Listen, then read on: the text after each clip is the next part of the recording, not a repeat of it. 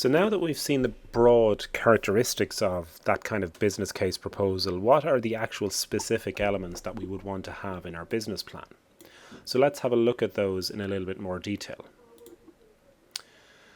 So the elements of the plan that we would want to include are a bit different to a kind of a thesis or a scientific research proposal. What we want to include right at the very start, and you'll be familiar with this from lots of government reports and health reports and so on, there's always an executive summary, and that's for the people who are too lazy, didn't read. So it's a snapshot way that you can actually read and take the main message of the document without having to read all 200 pages. You just read the 5 pages at the front and go, okay, that gives me the high level view. I don't need to know the fine details because I'm a busy executive, but it captures the core message. So a business plan really needs to have something like that, because you want to make sure that the person reading it, who'll probably be a busy manager or middle manager, that they can actually quickly understand where you're going with this and then decide how much additional attention they need to give to this. So the next step after that is to actually give a little bit more detail about the proposal. And that's this idea of you're going to describe the business that you want to be engaged in. Now, I know we're in sort of a laboratory medicine context, so it's not really business per se, but the same principles are used by management staff within the hospital environment to make the decisions as they would use for any other business. So you kind of have to play the game a little bit.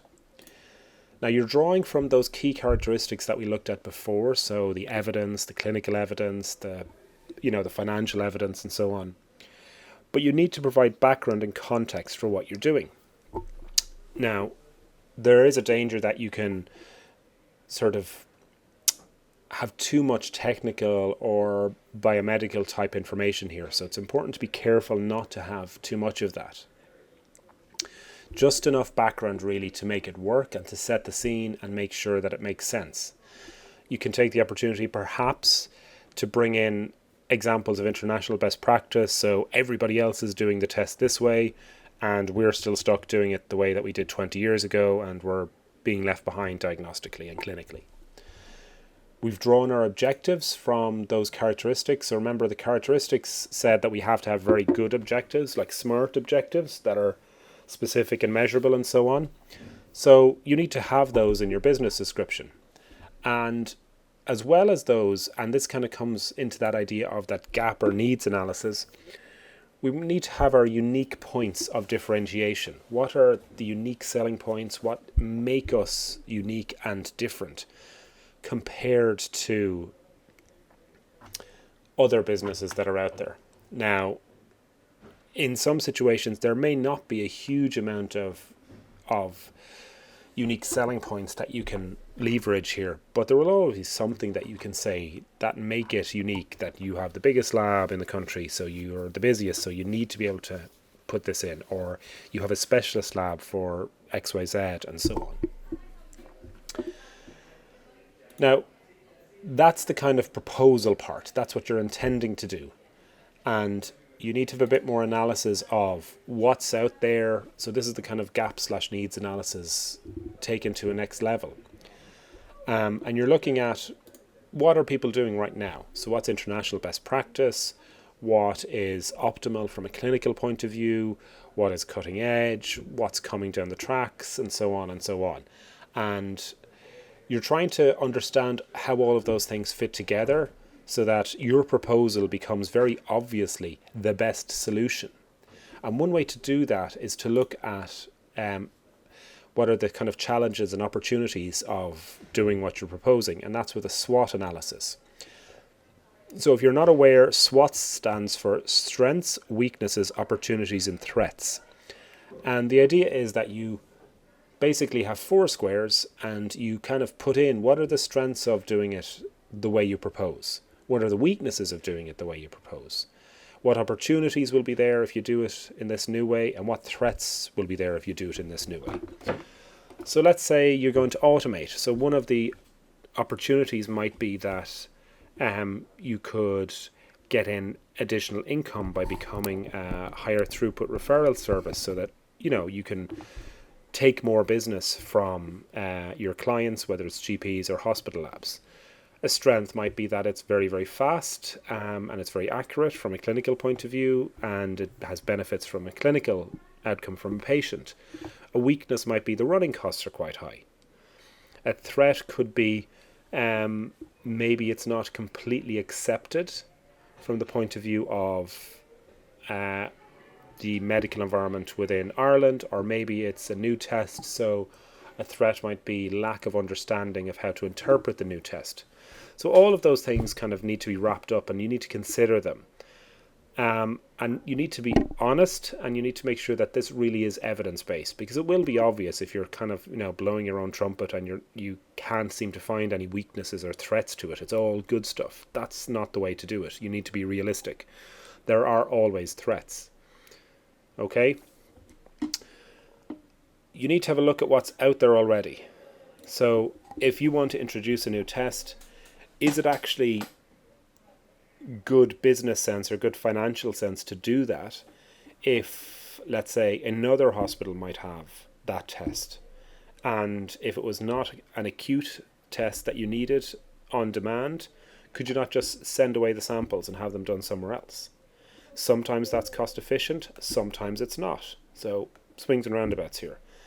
And sometimes it may be more costly to invest money right now, but because of the way break-even points work, within 2 or 3 years, with the predicted number of samples you're getting in, you're actually you've recouped all your costs, and then you're starting to kind of profit, if you want to look at it like that, after that break-even point. So you really have to look at the market and see what alternatives are there, and this definitely will come into procurement later on, and that kind of best practice and idea. Obviously, you need something to do with operations and marketing and financial plan. So how are you going to actually operationalize this? How are you going to get your idea into action? So you have the concept. How do you translate that into reality? That's really the operations plan. The marketing plan isn't really critical, but it is typically an element of a business plan. So the idea with the marketing plan really is, I suppose, as any of you who've been in a lab environment when they've changed the type of methodology used for a test or alter reference ranges, it's that level of information that might have to be built into it, so that you let all of the stakeholders and end users know that you're now doing things slightly differently, and this is what they should expect of the difference. The financial brain, I think, is a no-brainer, and it's really the thing that most people think about first when they hear business plan. And that's, how much capital investment. So how much do you need to buy stuff and remodel environments at the start? What type of cash flow do you need to keep things running? What's the expected profit and loss, and so on and so on and so on. And then up to and including staff. On top of that, you'll need to have a summary of how this is going to be managed and how it's going to fit into your normal structures. And so this is coming back to the characteristics where we talked about governance. Where does it fit into the grand scheme of things? And then finally, you have to have that implementation plan. Now, I know this is almost like a plan within a plan, but the whole point of an implementation plan is, how do you make it happen? And that's the kind of detailed project management level. It may not need to have absolutely everything in it, but it definitely needs to have who are the action owners or the responsible people, who is accountable for different aspects of it, who's going to monitor how things happen, what are the expected timelines for this, is it 12 months, is it 2 years? To give the example of Grangegorman, when I started, we were supposed to be there in 2014, now it's 2019, so things have moved on because there were threats to, the way things were organized. But now we'll be moving on again, and we have different timelines. So there's a type of project management called rolling wave management, where you constantly update your view of how you can do things as you go along. So you start off maybe with a 3-month view, and when you get closer to the end of the second month, then you do the next 3 months, or you revise what's going to happen in the next 3 months, because things have changed, unforeseen events have come up, and you constantly plan like that because you're in an unpredictable environment. So those are the kind of elements of the plan, and you could look at those almost like headings for sections within a business plan. And if you could kind of put something against each of those, you would have the strong bones of a business plan that you could flesh out in much more detail. And it's not something that you would necessarily be expected to do completely by yourself. It really is a collaborative effort because you do need different viewpoints. So you may have a very good idea of what the laboratory side of things is, but you need a clinician to give the clinician viewpoint. You need a manager maybe who has more experience in the financials to give that viewpoint. So all of those things build in together to create this business plan.